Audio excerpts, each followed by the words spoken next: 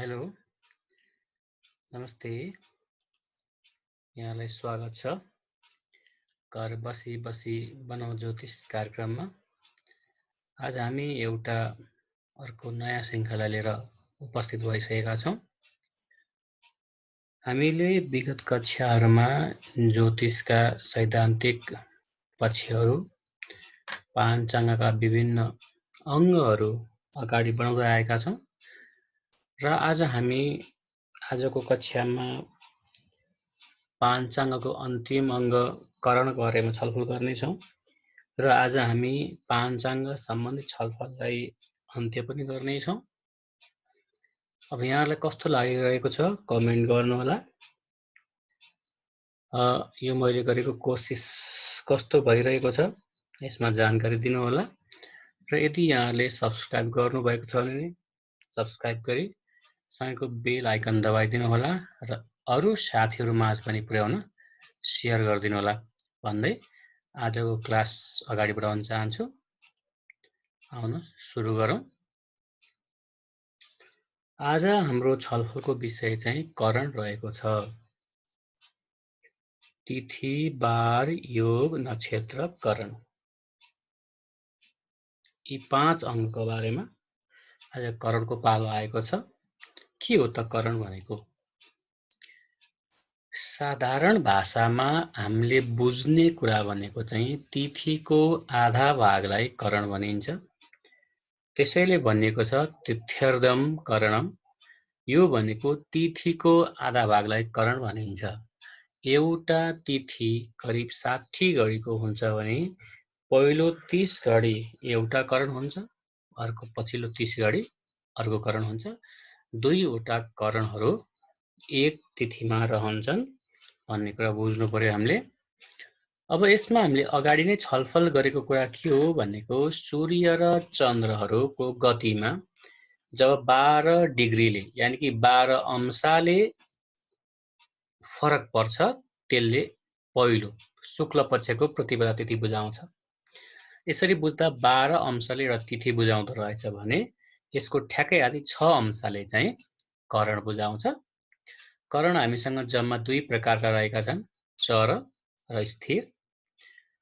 चर भनेको छिटो गरिनुपर्ने काम र छिटो त्यसबाट प्रतिफल आउनुपर्ने काम गर्नुपर्ने करणमा विहित काममा हामी चर्चा गरौँला। चरमा चाहिँ छिटो प्रतिफल चाहिने र छिटो हुने काम गर्छौँ भने स्थिर भनेको लामो समयसम्म टिकाउनु पर्ने, लामो समयसम्म टिक्नुपर्ने कुराहरूलाई चाहिँ स्थिरीकरणमा हामी यसका प्रयोग गर्छौँ। यसरी हेर्दा हामीसँग 7 वटा चर र 4 वटा स्थिर करणहरू हुन्छन्। जम्मा 11 करण हुन्छन् हामीसँग। यसरी बुझ्नु पर्यो हामीले। अब यसलाई हामी नामका आधारमा हेरौँ। चर करणहरूको नाम र तिनका स्वामी। अब हामी हेरौँ यसलाई एउटा संस्कृत श्लोक दिएको छ यहाँ। यसमा चाहिँ नाम बुझाउन खोज्छ। बब बालव कौलव तैतिलाख्या कर वणिज वृष्टि संज्ञानाम पतयः शिवरीन्द्र कमल जमित्रार यमभूश्रिय सयमा। यसले भन्न खोजेको चाहिँ के हो, हामीसँग 7 वटा करण के हुन् र तिनका स्वामी के हुन् भन्न खोजेको हो। अब यसलाई अगाडि हेरौँ हामीसँग भएको 7 वटा चर करणहरूको नाम यस प्रकार रहेको छ। बब पहिलो, बालव दोस्रो, तेस्रो कौलव, चौथो तैतिल, पाँचौं गर, छैठौं वणिज र 7औं वृष्टि यानि कि यो भद्रा भन्ने गरिन्छ। अब यसमा यी 7 वटा चर करणहरू भए। यसमध्ये हामी छलफल गर्नेछौँ। यहाँ वृष्टि चाहिँ हामीले शुभ कर्मका लागि विहित छैन, यो चाहिँ नराम्रो करण भनेर हामीले चिन्छौँ यसलाई। त्यो कसरी पनि हेर्छौँ भनेको हामी यसका स्वामीलाई पनि हेरेर हेर्छौँ। जस्तै बबको इन्द्र, बालवको ब्रह्मा, कौलवको सूर्य, कहीँ मित्र अथवा सूर्य लेखेको भेटिन्छ, तैतिलको कहीँ शशि लेखेको भेटिन्छ, कहीँ अर्यमा लेखेको भेटिन्छ, गर पृथ्वी या भूमि, यिनीहरूको अर्थ चाहिँ एउटै हो, वणिज लक्ष्मी श्री, वाणिज्य भनेको वाणिज्य सम्बन्धी व्यापार, त्यस कारणले लक्ष्मी श्री हो। र वृष्टि भद्रा भनेको यमराज, त्यस कारणले यमराजलाई हामी राम्रो मान्दैनौँ। त्यस कारणले यो करण पनि नराम्रो करणको हामी छ। यसमा 6 वटा चाहिँ करणलाई हामी शुभ करण मान्छौँ र यो एउटा नराम्रो करण मान्छौँ। यसले चाहिँ यसका स्वामीले पनि यही बुझाएको छ। लक्ष्मी श्री भनेको हामीलाई ठिक छ, पृथ्वी भूमि हामी राम्रै मान्छौँ, चन्द्रमा सूर्यलाई राम्रै मान्छौँ, ब्रह्मा इन्द्र स्वर्गका राजा भनेका छौँ हामीले। यी कुराहरू चाहिँ राम्रा हुने भए, त्यस कारणले यी चाहिँ राम्रा करणहरूमा पर्ने भयो भने 7औं वृष्टि वा भद्रा चाहिँ नराम्रो भयो।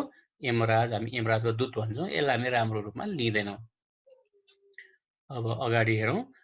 अब कस्तो हुन्छ भनेको यो 7 वटा करणहरू चाहिँ तपाईँले पात्रमा हेर्नुभयो भने क लेखेको मुनि दिएको छ। जस्तै तपाईँले मेरो अगाडि पाञ्चङ्ग ज्ञान सम्बन्धी तपाईँले भिडियो हेर्नुभएको छ, त्यो हेर्न सक्नुहुन्छ। त्यसमा करणको बारेमा कहाँ कसरी लेखेको हुन्छ, कसरी पढ्न सकिन्छ पात्रमा मैले भनेको छु। अब यहाँ के छ भनेको चर करण चाहिँ सुरु कहिले हुन्छ त भन्दाखेरि शुक्ल पक्षको प्रतिपदाको उत्तरार्ध, दोस्रो पक्ष। जस्तै प्रतिपदामा पनि पहिलो 30 घडी र पछिल्लो 30 घडी भन्छौँ नि। अगाडिकोलाई पूर्वार्ध भन्छौँ भने पछाडिको 30लाई उत्तरार्ध भनेको दोस्रो खण्ड। शुक्ल पक्षको दोस्रो खण्डदेखि कृष्ण पक्षको चतुर्दशीको पूर्वार्ध भनेको पहिलो खण्डसम्म चाहिँ यो चरकरण लाग्छ, चरकरण हुन्छ। अब यो चाहिँ 1 महिनामा 8 पटकसम्म आवृत्ति हुन्छ। यो भन्न खोजेको के हो भन्दाखेरि हामीसँग जम्मा तिथि 30 वटा छन्। यहाँ अगाडि पनि छलफल गरिसकेका छौँ। शुक्ल पक्षमा 15 वटा, कृष्ण पक्षमा 15 वटा, जम्मा 30। अब एउटा तिथिमा 2 वटा करण हुनासाथ हामीसँग करण जम्मा कति हुने भए 60 करण हुनु पर्यो। त्यहाँ 60 वटा देखिनु पर्यो। अब 60 मा हामीसँग 4 वटा स्थिर छ। स्थिर हामी यसपछि हेर्छौँ। स्थिर चाहिँ त्यो कहीँ पनि चेन्ज हुँदैन, एकै ठाउँ बसिरहन्छ। 4 वटा भनेको 60 मा 4 घटाउँदा के हुने भयो 56। अब हामीसँग यहाँ 7 वटा छ। 7 × 8 = 56। त्यस कारणले 1 महिनामा यो 8 पटकसम्म आवृत्ति हुन्छ, यसलाई भनिएको छ। चर भनेको चाहिँ यो निश्चित हुँदैन कुन तिथिमा कहाँ छेउ गएर कसरी बस्छ भन्ने कुरा त्यति छिटो त्यो अरू त हामी स्थिर जस्तो भएर बसेको हुँदैन। यो पनि लगभग यो त जान्न सकिन्छ स्थिर जस्तै, यो चाहिँ जान्न चाहिँ सकिन्छ। तर यसले के हुन्छ, यो चर भनेको हिँडिरहने त्यस्तो खालको चाहिँ यो निश्चित छैन भन्ने कुरा यसले बुझाउन खोजेको हो। अब हामी अगाडि बढौँ। स्थिर करणहरू, स्थिर भनेको के भनेको अचल नचल्ने, सधैँ एउटै तिथिको एउटै भागमा रहिरहने करणहरूलाई स्थिर करण भन्छ। अब यसमा के छ त हेरौँ। स्थिर करणका नाम र स्वामीहरूको बारेमा एउटा यहाँ श्लोक आयो। कृष्ण चतुर्दश्याद्यात् ध्रुवाणी शकुनिश्चतुष्पदं नागम। यो चाहिँ हामीसँग 4 वटा करणको स्थिर करणको नाम भयो भनेको 3 का। अब हामीले यहाँ स्वामी पनि आयो। स्तुग्न मिति च तेषां कलि वृषफणि मारुतापतय। यसले चाहिँ हामीसँग 3 का स्वामीको कुरा बारेमा भन्यो। त्यसले भनेको नेपालीमा हामी बुझौँ के भन्यो त भन्दाखेरि स्थिर करणहरू के हुन् त भन्दाखेरि सबभन्दा पहिलो हाम्रो शकुनी, दोस्रो चतुष्पद, तेस्रो नाग, चौथो चाहिँ किंस्तुग्न। किंस्तुग्न। अब यसमा यो शकुनीको स्वामी चाहिँ कलियुग भन्न सक्नुहुन्छ, कलि हो। चतुष्पदको स्वामी रुद्र यानि कि वृषभ, अनि अर्को चाहिँ यो तेस्रो नाग, यसको सर्प स्वामी। किंस्तुग्नको चाहिँ वायु अथवा पवन। अब हामीले यी 4 वटा करणहरू पनि हामीले राम्रो करणमा मान्दैनौँ। अब किन मान्दैनौँ भन्दाखेरि शकुनी पर्छ कृष्ण पक्षको चतुर्दशीमा, चतुष्पद र नाग पर्छ कृष्ण पक्षको औँसीमा। हामीले चतुर्दशी र औँसी भनेको चाहिँ तिथिलाई चाहिँ माङ्गलिक कामलाई लिएका छैनौँ। त्यो तपाईँले तिथिको बारेमा पनि भिडियोमा हेर्न सक्नुहुन्छ। चतुर्दशी भनेको रिक्तामा पर्छ। रिक्ता तिथिमा मङ्गल काम शुभ कर्म गरिँदैन। हामी औँसीमा पितृको दिन हो, पितृको कर्म मात्रै गर्छौँ, अरू काम हामी गर्दैनौँ। अनि शुक्ल पक्षको प्रतिपदालाई हामीले केही मात्रामा छुट दिए पनि तर यसमा चन्द्रमा चाहिँ बलियो भइसकेका हुँदैनन्, छिन्नै हुन्छन्, पूर्ण रूपमा उदाइसकेका हुँदैनन्। किनभने यो भनेको 6 डिग्री मात्रै हो। पहिलो पक्ष भनेको 12 डिग्रीसँग पहिलो हुन्छ र ती चाहिँ प्रष्ट बलियो नभइसकेको हुनाले यी 4 करणहरूलाई पनि त्यति राम्रो हामी मान्ने गर्दैनौँ, यी पनि नराम्रा मै पर्छन्।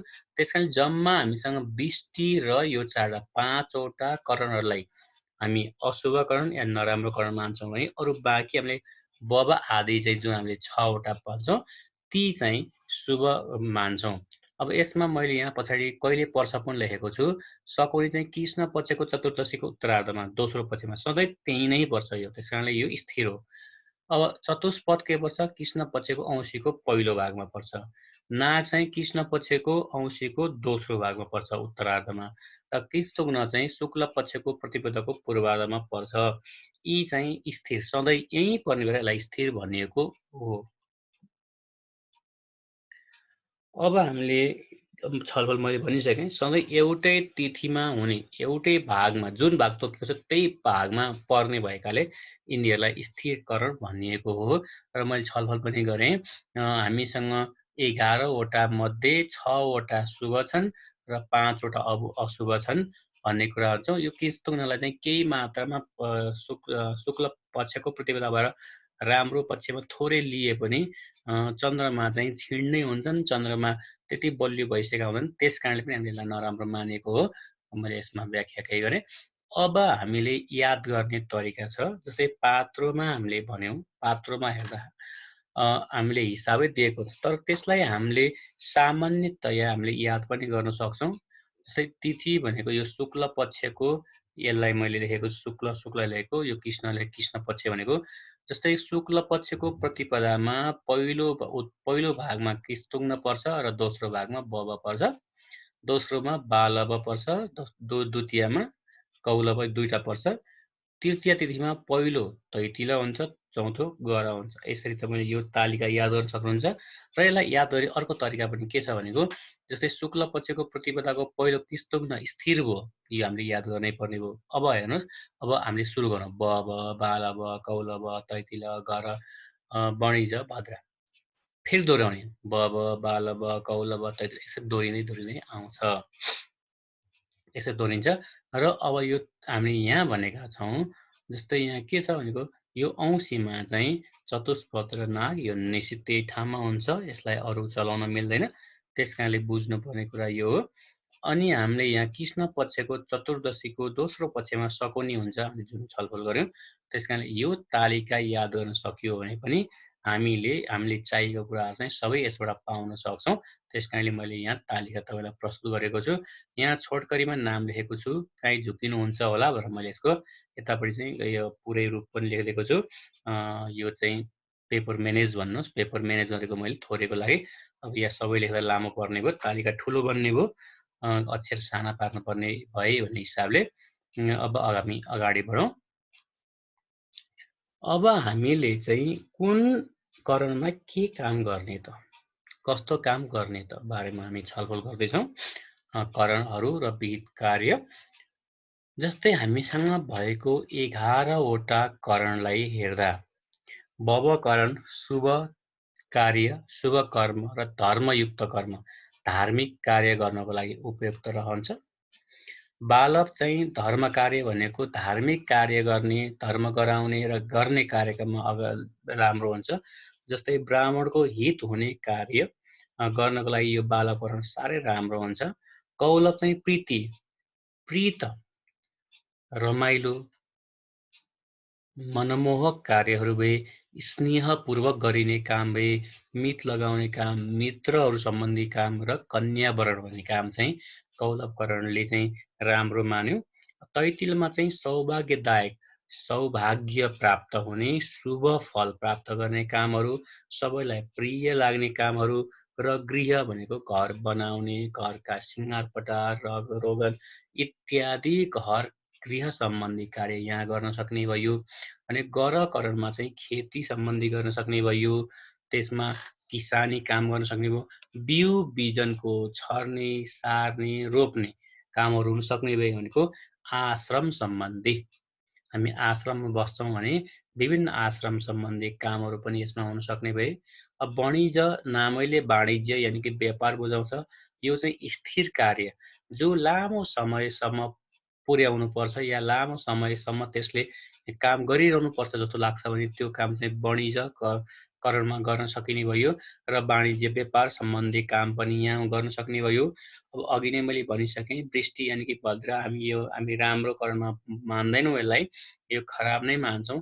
त्यस कारणले यसमा चाहिँ शुभ कर्म नहुने भए यी शत्रु नाश र विष सम्बन्धी कामहरू हुन सक्ने भए। अब शकुनीलाई पनि हामीले नराम्रो मान्दै पनि यसका केही पक्ष चाहिँ गर्न मिल्ने कामहरू पौष्टिकतादायक कार्य जसले शरीरलाई पुष्ट प्राप्त गर्छ, औषधि सेवन गर्नुपर्ने काम, मन्त्र साधना कुनै मन्त्र जप्न र त्यसलाई सिद्ध गर्नुपर्ने काम र जरायुक्त बिरुवा जुन बिरुवाको जरासहित सार्नुपर्ने हुन्छ, रोप्नुपर्ने हुन्छ, ती काम चाहिँ यहाँ गर्न सक्ने भए। चतुष्पदमा चाहिँ चतुष्पद गाई, ब्राह्मण र पितृ सम्बन्धी काम गर्न सक्ने भयो र राज्य सम्बन्धी जुन चाहिँ देशको जुन राज्य सरकारले दिने सेवा सुविधा अथवा त्यहाँ लिनुपर्ने अथवा त्यहाँ गर्नुपर्ने कामहरू राज्य सम्बन्धी राज्य जोडिएको सरकारी पछि जोडिएको कामहरू यहाँ गर्न सकिने भयो। अब अर्को हाम्रो नाग भन्ने करण छ, त्यसमा चाहिँ दारुण, हरण, दौर्भाग्य भनेको अरूले चाहिँ गाली गर्ने खालको, अरूलाई नराम्रो हुने खालको कामहरू यसमा गर्न सक्ने भयो। किस्तुग्नमा चाहिँ धर्म गर्ने धर्म, धार्मिक, इष्ट काम, पुष्ट दिने काम, पुष्टि गर्ने काम, मङ्गल काम र सिद्धि क्रिया जुन हामीलाई निकै मेहनतका साथ गरेर सिद्ध गर्नुपर्ने छ, ती सिद्ध गर्ने क्रियाहरू पनि यसमा चाहिँ हुने भए। अब यो सँगसँगै मैले तपाईँलाई भन्नुपर्ने कुरा के हुन्छ भनेको जस्तै हामीलाई अब यहाँ एक ठाउँमा हेरौँ, हामी नै हेरौँ, जस्तै वाणिज्य भनेर मैले वाणिज्य सम्बन्धी काम, हामीलाई यो सम्बन्धी काम गर्नु छ भने अब हामीले के मिलाउनु पर्यो भनेको जस्तै हामीले बारमा पनि बिहिबार भनेका छौँ, त्यो बारलाई पनि मिलाउन सकियो भने, तिथिमा पनि हामीले विभिन्न काम छ, तिथिमा पनि वाणिज्य सम्बन्धी गर्ने तिथि छान्न सकियो भने, योगमा पनि त्यस्तै योग छान्न सकियो, करणमा पनि त्यस्तै छान्न, ती सबै मिलाउन सकियो भने यी कामहरू भनेको 16 आना सफल हुने हुन्छन्। यसमध्ये सकेसम्म धेरै मिलाउनुपर्छ। मैले सुरुमै पनि भनेको थिएँ, पाञ्चाङ्गको ज्ञान हुने व्यक्तिले आफ्ना जीवनमा सूर्य, चन्द्रादि ग्रह पिण्डहरूले, राशिहरूले दिने प्रत्यक्ष अप्रत्यक्ष फलहरूलाई जानेर त्यस सम्बन्धी कामबाट आफूलाई फाइदा लिन सक्छन्। त्यो चाहिँ त्यति बलियो हुन्छ जसरी एउटा राजा चाहिँ आफ्ना अनगिन्ती सेना र शस्त्र लिएर बलियो भएको हुन्छ र अरू शत्रुहरूलाई दमन गर्छ भन्ने कुरा गरे जस्तै। त्यस कारण सकेसम्म हामीले धेरै मिलाएर तत्सम्बन्धी काम गर्न सकियो भने त्यसले चाहिँ हामीले खोजिएको फल दिन्छ। त्यस कारणले के भनेको हामी कुनै पनि कार्य गर्नु छ भने जानकार व्यक्तिमा पुग्नुपर्छ। तपाईँले जानकार व्यक्तिमा पुग्नु पर्यो। जस्तै हामी अधिकांश के चलन छ भनेको हाम्रो पुरोहित त्यहीँ गर्ने कहाँ हाम्रो पुरोहित कहाँ गएर भन्छौँ, उहाँले त्यो पात्रो हेरेको भरमा विभिन्न कुरा चाहिँ यसो गर्ने उसो गर्ने भन्नुहुन्छ। ती चाहिँ हामी कस्तोमा पुग्नु पर्यो भनेको सबै नजान्ने हुनुहुन्छ अथवा जान्ने हुनुहुन्छ। यसमा फरक भनेको अध्ययन गर्नुभएकोले जान्नुहुन्छ। यसमा कोही जान्ने नजान्ने भन्दा पनि हामीले खोज्ने काम भनेको चाहिँ जानेको व्यक्तिमा गएर यी सबै हामीले जोडाउन मिलाउन सक्यौँ भने त्यो राम्रो हुन्छ। र तपाईँले कहीँ पनि गएर सोद्धाखेरि किन यो तिथि ठिक छ, किन यो समय ठिक छ, यहाँ यसका लागि के मिलेका छन्, यी सामान्य जिज्ञासा लिएर उहाँ मा क्वेसन अथवा प्रश्न राख्न सक्नुभयो भने उहाँको उत्तरले तपाईँलाई सन्तुष्टि गराउन सक्यो भने त्यसमा चाहिँ तपाईँले केही काम गर्न सक्नुहुन्छ। उहाँको सामान्य एउटा तिथिको भरमा गर्ने काम या करणको गर्ने भन्दा नि हामीले यी जति विहित काम भनेका छौँ यी चाहिँ सकेसम्म पाञ्चाङ्गका 5 वटा अङ्गहरू मिलाउन सक्नुभयो भने यसले चाहिँ 16 आना काम गर्छ। यसमा सन्देह गर्नुपर्ने हुँदैन। यति चाहिँ याद गर्नुहोला। अब हामी सामान्यतया मैले जुन तालिकामा तपाईँहरूलाई बुझाएँ करण चाहिँ कसरी थाहा पाउने भन्ने, यसमा हामीसँग छोटो हिसाब पनि छ। हामी हिसाब पनि हेरौँ। जस्तै चरकरण साधना गर्ने कसरी त गर्छौँ भन्दाखेरि तिथिको सङ्ख्यालाई 2 ले गुणन गरेर 1 घटाई घटाउँछौँ र हामी जुन चाहिँ 1 घटाइसकेपछिको घटाउ फल हुन्छ त्यसलाई नै 7ले भाग गर्छौँ र 7ले भाग गर्दा जति शेष हुन्छ त्यो चाहिँ अङ्क हामीले जुन अघि मैले चर करमा नम्बर वाइज भनेको थिएँ त्यसमा हुन्छ। जस्तै शेष 1 रहेमा बवकरण हुन्छ, शेष 2 रहेमा बालव, 3 रहेमा कौलव, शेष 4 रहेमा तैतिल, शेष 5 रहेमा गर, शेष 6 रहेमा वणिज र शेष 7 रहेमा वृष्टिकरण हुन्छ भनेर जान्नुपर्ने हुन्छ। यसको लागि प्रमुख अर्को एउटा महत्त्वपूर्ण कुरा के छ भने हामी यसमा तिथिलाई गर्दाखेरि हाम्रो पात्रमा त शुक्ल पक्षको प्रतिपदालाई पनि 1 लेखेको हुन्छ, कृष्ण पक्षको प्रतिपदालाई पनि 1 नै लेखेको हुन्छ। तर हामीले बुझ्नुपर्ने कुरा चाहिँ के हो भने शुक्ल पक्षको प्रतिपदा चाहिँ 1, द्वितीय 2, तृतीय 3 भए जस्तै कृष्ण पक्षको प्रतिपदालाई 16, द्वितीयलाई 17, तृतीयलाई 18 गर्दै औँसीलाई 30 यो हिसाब चाहिँ तपाईँले याद गर्नुपर्ने हुन्छ। अब हामी हेरौँ एउटा उदाहरणको रूपमा शुक्ल पक्षको द्वितीयको करण के हुन्छ त? हामी यहाँ सुरु तिथिको सङ्ख्यालाई 2 ले गुणन गर्ने। शुक्ल पक्षको द्वितीय 2 नै हुने भयो। 2 लाई 2 ले गुणन गर्ने भयो हामी र 1 घटाउनु पर्ने भयो। अब आयो हामीसँग 3। 3 लाई केले भाग गर्नुपर्ने हो त? 7 ले। अब 7 ले 3 लाई जाँदैन। मैले यहाँ साधारण हिसाब गरेको छु। 7 ले 0 0 अनि घटाउँदा 3 रह्यो भनेको शेष हामीसँग कति रह्यो त? 3 रह्यो। शेष 3 रहनासाथ के हुने भयो? शेष 3 ले हामीसँग के भन्ने भयो? कौलव हुने भयो। कौलव हुने भयो। त्यसरी हामीले बुझ्नुपर्ने हुन्छ। यसमा विचार के गर्नुपर्ने हुन्छ भनेको जुन मैले स्थिरकरण भनेको छु त्यहाँको हिसाबलाई चाहिँ त्यो तपाईँले याद गर्नुपर्ने हुन्छ। यो त्यस्तो हुँदैन। जस्तै अब तपाईँलाई एउटा अर्को पनि यहाँ मैले भने जस्तै कृष्ण पक्षको पञ्चमी हेरौँ। जस्तै कृष्ण पक्षको पञ्चमी यहाँ दियो भने यसलाई एकछिन मैले हटाएँ।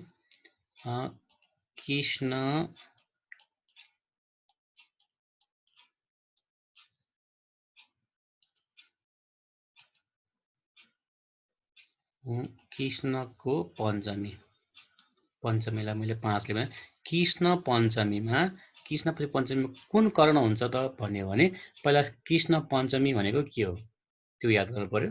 प्रतिपदा 16, द्वितीय 17, तृतीय 18, त्यसपछि चतुर्थी 19, पञ्चमी 20 भनेको कृष्ण पञ्चमी भनेको यो 20औं तिथि हो भनेर हामीले पहिला याद गर्नु पर्यो। अब हाम्रो सूत्र लगाउँ। के गर्छौँ त? तिथिको सङ्ख्यालाई 2 ले गुणन गर्ने। 2 ले गुणन गर्यौँ कति आयो? 40। अब 1 घटाउने। 1 घटायौँ हामीसँग 39 भयो। अब आएकोलाई 7 ले भाग गर्ने।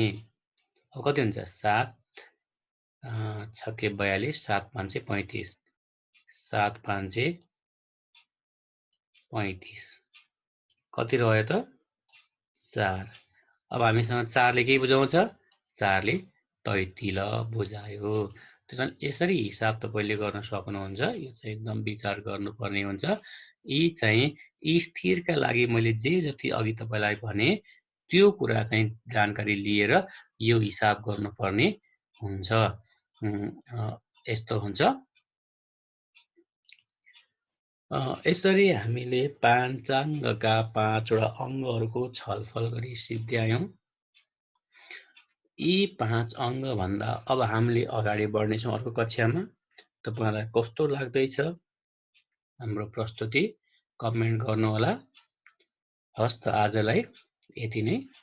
क्लास हेरिदिनु भएकोमा धेरै धेरै धन्यवाद।